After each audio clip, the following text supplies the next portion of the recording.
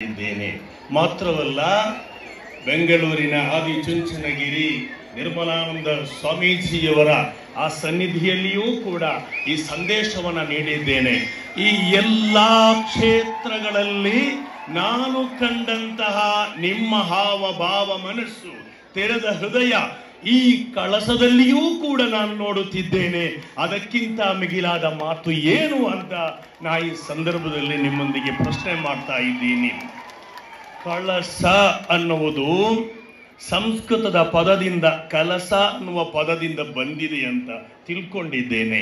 ಈ ಕಲಸ ಅನ್ನುವುದನ್ನ ಆಚೆ ಈಚೆ ಮಾಡಿದಾಗ ಸಕಲವೂ ಅದರಲ್ಲಿ ಇದೆ ಅನ್ನುವುದಾಗಿದೆ. ಆದ್ದರಿಂದ ಈ ಕಳಸ ಅನ್ನುವ ಆ ತುಂಬಿದ ಕೊಡ, ಆ ಕೊಡದಲ್ಲಿ ಸ್ನೇಹವಿದೆ, ಪ್ರೀತಿ ಇದೆ, ನೆಮ್ಮದಿ ಇದೆ, ತೃಪ್ತಿ ಇದೆ, ಏನೆಲ್ಲ ಬೇಕೋ ಅದೆಲ್ಲ ಇದೆ. ಹುಟ್ಟುವ